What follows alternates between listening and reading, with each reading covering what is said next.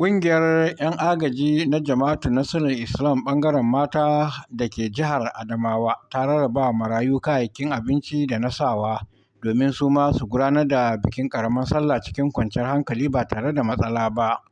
Hajiya Fadimatu Shu'aibu, sakatariyar ƙungiyar agaji ɓangaren mata a jihar Adamawa, ta bayyana tsawon lokaci da suka yi suna ba da irin waɗannan taimako ga marayu. Mun so mu ba da kayan nan yanzu ya kai shekara 12, ina ji na shekaran 12 ne wannan da muke ba da kayan nan. Domin a tsarinmu yadda muke yi mu 'yan agaji ne, sai muka lura muka gani yaran nan za a yi sallah ba su da sutura kamar sauran yara da suke da iyaye. Ba abincin da za a ci ranar sallah. Shi yasa sai muka zauna muka yi shawara muka ce gara mu yi wani abu kaɗan. Sai muka yi asusu muna ɗan tattara kuɗaɗe kaɗan har muka samu muka soma wannan program ɗin. Da mu samo musu su ma dai su ji kamar su ma suna da iyaye, kar su ji kamar don ba iyayensu yau sallan nan ba su samu sun yi walwala kamar sauran yaran da suke da iyaye ba. To a haka aka soma har abun yana tafiya, muna samun tallafi daga sauran mutane waɗanda suke kusa da mu.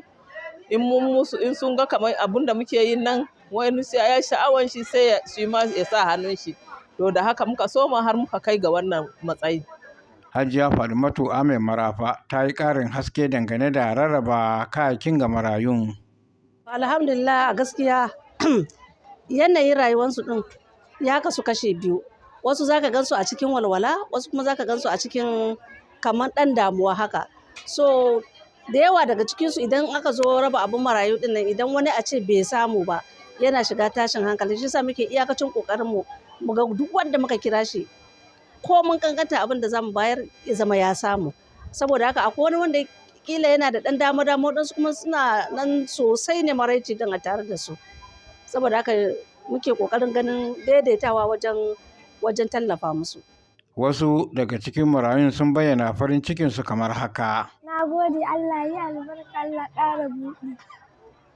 Godiya, duk tun ina ƙarami suke taimaka ni. Gaskiya sun yi abu, ma Allah ya ban halin da zan yi taimaka ma wani ƙasa da ni waɗanda ba su kai ba. Allah ya ban dalilin da zai sa ni taimaka musu. Kamar me da suka ba? Sun ban shinkafa da makaroni da yaji. Mu biyu ne ma, ɗayan ma bai zo ba ne. Cikin kayayyaki da aka rarraba marayun dai sun haɗa da shinkafa, magi da dai sauransu.